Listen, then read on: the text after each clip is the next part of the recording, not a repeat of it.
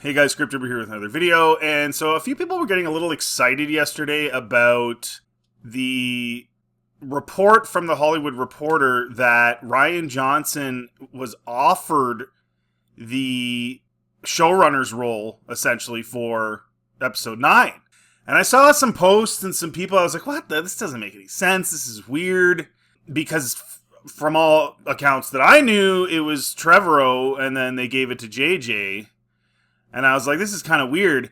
And so today, I go back to the article where Hollywood Reporter reported this. It hasn't been retracted, but it should be. Here's what it says. Just real quick here. I'm not going to read the whole article, obviously. Well, one thing Rian Johnson says, we made that movie in this beautiful, fearless little bubble. And the reality is, once you dive in and start doing the creative work, there isn't a lot of room in your head for the notion of external pressure.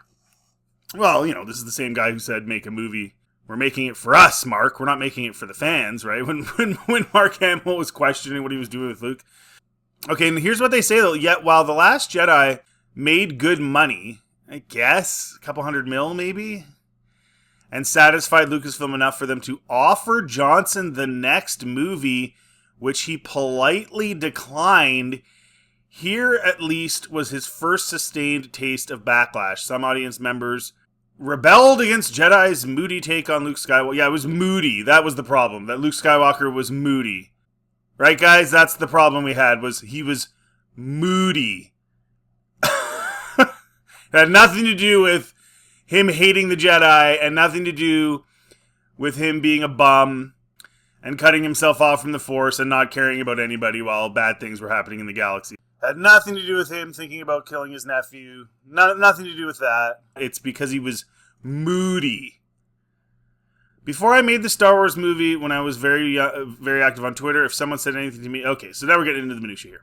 Anyway, he politely declined. This hasn't been retracted, and what's really weird about this is that it doesn't make sense, at all. Because if you remember, back in September of 2017, Deadline reported that J.J. Abrams is taking over the reins for Episode 9 from Trevorrow. And, Disney would have probably announced it earlier than this article even came out. So the problem with that is that The Last Jedi hadn't even been released. It's months until it gets released. So the Hollywood Reporter says that The Last Jedi made good money and satisfied Lucasfilm enough for them to offer Johnson the next movie. It hadn't even come out yet. It hadn't even come out. What are you talking about? And this is where, I gotta tell you guys, you gotta watch these articles sometimes, because they do sometimes get into the misinfo situation. And again, this hasn't been retracted, which is very surprising, because again, his movie hadn't even come out yet. Yeah, so JJ was already there. The only way that could be true is if they gave it to JJ and announced it, and then we're happy with The Last Jedi, and sometime, in early or spring 2018, said, no, JJ, you don't get it, offered it to Johnson, then he declined, and JJ remained the director. Now, don't get me wrong. I wouldn't put that past a company run by Kathleen Kennedy, because there's been more than enough all over the place projects, and no one knows what's going on, and people coming and going, and writer problems and directing problems, and I wouldn't put it past her. But that's what that would mean. That would be what that would mean. And then you have to ask yourself, okay, well, if that's happening, why would JJ stay on? I mean, I guess he's getting paid, but I don't think this is true, and Rian Johnson says it isn't true. So my buddy Hemlock on Twitter sent me this from Blue Sky. And some guy was like, what made you turn down episode 9? And then Rian Johnson said, it's incorrect in the article. Actually, I was never going to do it and never turned it down. Yeah, I don't know where they're getting this, and this sort of just... It's kind of indicative of this weird, they're so enamored with Rian Johnson, the mainstream media, that they just sort of assume stuff without. Of course, he was offered the movie. I mean, he made The Last Jedi. It's Rian Johnson, Knives Out. Like, so they get a little carried away.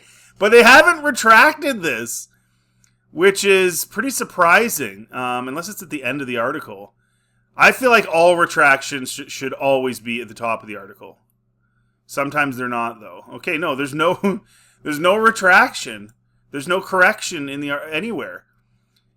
And see, but somebody would read that and then believe it.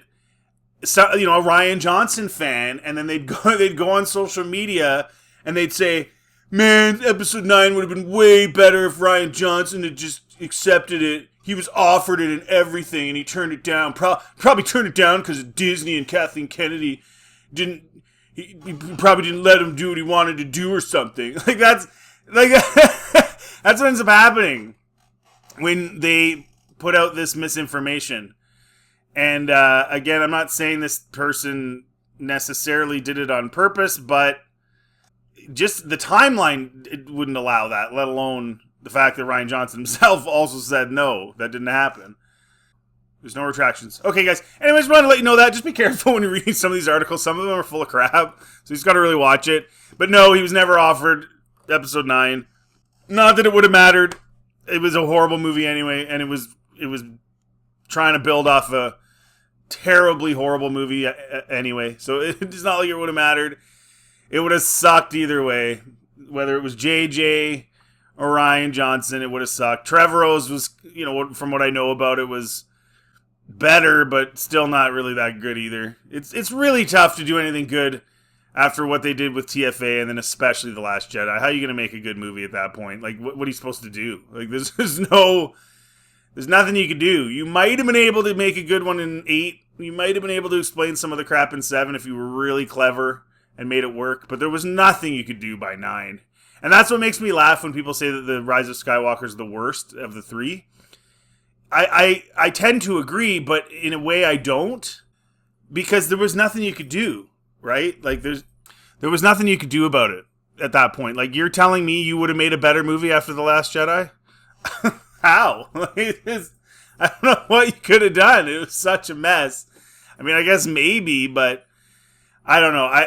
To me, The Last Jedi is where it really just completely got screwed. But anyways, guys, let me know in the comment section what you think. If you like this content, please like and subscribe. Always helps the channel. Feel free to check anything else on my channel. Have yourselves a really good day.